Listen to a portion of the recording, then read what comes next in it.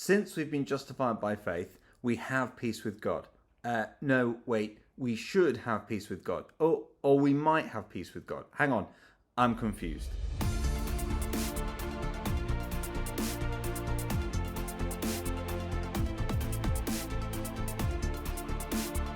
Hi, my name is Pete, and in 2024 I'm reading the whole Bible in its original languages, Hebrew, Aramaic and Greek. I'm using a reading plan that I wrote myself, which is available online in an ebook I've released for free.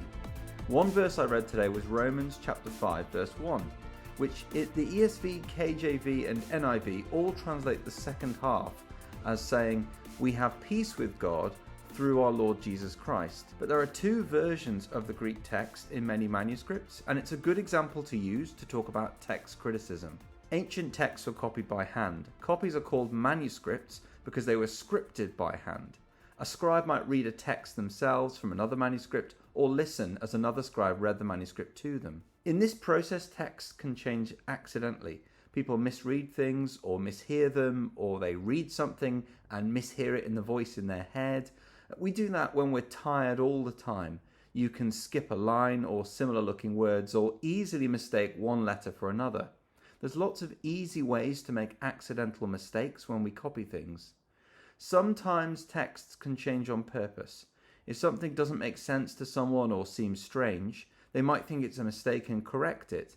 A comment or correction put in the margin of a manuscript might be copied into the main text of another manuscript. Or sometimes, but much more rarely, someone just doesn't like what they're reading and so they change it. Some of the manuscripts of Romans chapter 5 verse 1 contain the Greek word echomen, meaning we have. Some of them contain echomen, meaning let us have. Here's the verse in full. Δικαιοθέντες ουν εκ πίστεως ειρήνην έχομεν προς τον Θεόν δια του Κυρίου ημών Ιησού Χριστού. Therefore, being justified from faith, either let us or we have peace with God through our Lord Jesus Christ. In ancient Greek, these two words would have been pronounced differently as echomen and echomen. And when biblical scholars pronounce these words today, many will pronounce them as either echomen or echomen. However, for most scribes in the 1st to 5th centuries, they would have probably pronounced the words the same. I think Paul would have probably pronounced them the same as well. If you count the number of manuscripts that contain echomen, we have, then it is more than the number containing echomen, let us have. That is why the standard critical text of the New Testament, Neste Alan 28, has the word echomen, we have, in Romans 5 verse 1. But what's more important than the number of manuscripts is how well these different variants can explain the existence of the other variants. If the original text was echomen, we have, it is difficult to see where the text echomen, let us have, would have come from. Echomen, let us have, is what you would call the harder reading. It is more difficult to explain. Paul has just spent several chapters explaining why nobody is righteous, and so all, both Jews and Gentiles, are justified by faith. So on the surface, it doesn't seem to make sense that he would say, let us have peace. While the words sound identical, and so they're easy to confuse, it is harder to see how the more obvious word echomen, we have, would be confused for the more difficult word echomen, let us have. However, if the text originally had the more difficult word, echomen, let us have, it is easy to see how people could have accidentally replaced this with the more straightforward word, echomen, we have. It's for reasons like this that another critical version, the Tyndale House Greek New Testament, has echomen, let us have, in this place.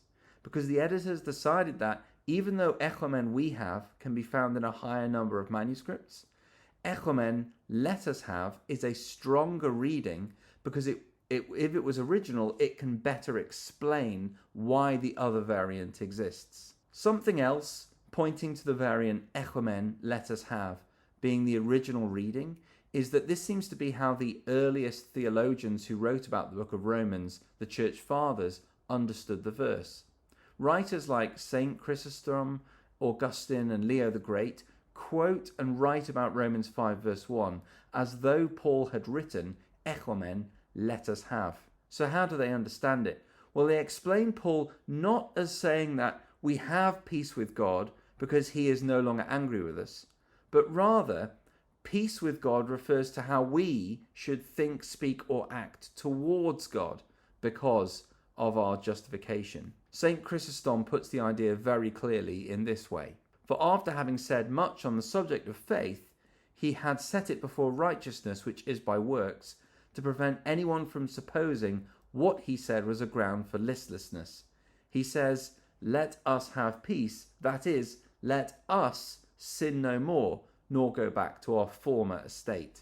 The early church, and the stronger text critical arguments, suggest that the modern English translations of Romans 5 verse 1 have probably not captured the true meaning of this verse. Paul is not saying, therefore, since we have been justified by faith, we also enjoy this other benefit because we have peace with God through our Lord Jesus Christ. Instead, he's probably saying, therefore, since we have been justified by faith, let us have peace with God, i.e., we should act towards God in a peaceful way through our Lord Jesus Christ. Reading the Bible carefully like this in its original languages can lead to some surprising discoveries. If you want to read the rest of the Bible with me in 2024 in the original languages, then details of my Bible reading plan and EPUB reader, which is free to download and use, can be found in the description below. And if you like the video, please like the video. And if you want to get video updates of my whole Bible read through in the original languages in 2024, hit subscribe and turn on notifications. Thanks for watching.